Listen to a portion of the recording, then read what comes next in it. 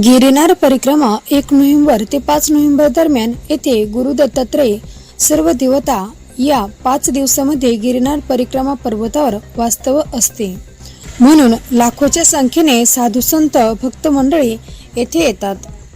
दर पौर्णिमेला गिरनार परिक्रमा करणारे अनेक भाविक आहेत। मात्र कार्तिकी एकादशी ते त्रिपुरारी पौर्णिमेचा कालावधी गिरनार परिक्रमेसाठी विशेष मानला जातो, कारण या 5 दिवसातच वन विभागातर्फे गिरनारच्या जंगलात प्रवेश दिला जातो।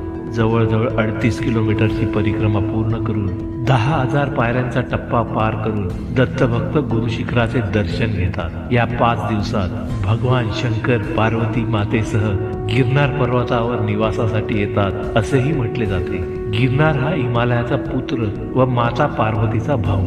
माता पार्वती आणि शिव यांचा विवाह सोहळा 2000 वर्षापूर्वी हिमालयात झाला।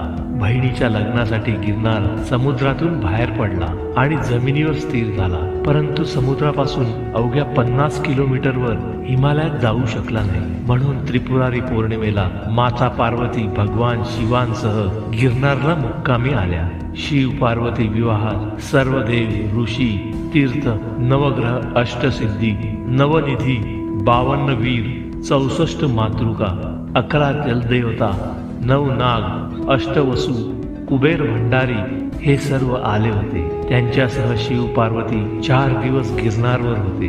त्या काळात सर्व देवतांनी गिरनारच्या जंगलात मुक्काम केला होता। आजही कार्तिक एकादशी ते कार्तिक पौर्णिमा या दिवसात सर्व देवता गिरनारच्या परिक्रमा मार्गात मुक्कामी असतात। परिक्रमेच्या 5 दिवसात कमीत कमी 1 रात्र मुक्काम करावा, म्हणजे या देवतांचे सानिध्य व आशीर्वाद मिळतात। ही परिक्रमा केल्याने आपल्या हातून कळत नकळत घडलेल्या अनेक पापांची मुक्ती मिळते। त्यामुळे प्रचंड संख्येने भक्त मंडळी ही परिक्रमा करतात। गिरनारच्या भोवती पूर्ण जंगल आहे। या परिसरात वाघ, सिंहाचा वावर जास्त असतो, पण या 5 दिवसात हे प्राणी आपल्याला काहीही त्रास देत नाहीत। ही दत्तगुरूंचीच कृपा आहे। त्यांच्याच आशीर्वादाने यात्रेकरू निर्भय होऊन परिक्रमा करतात। यतिरूप दत्तात्रया दंडधारी, पदी पादुका शोभती सौख्यकारी, दया सिंधुजाची पदे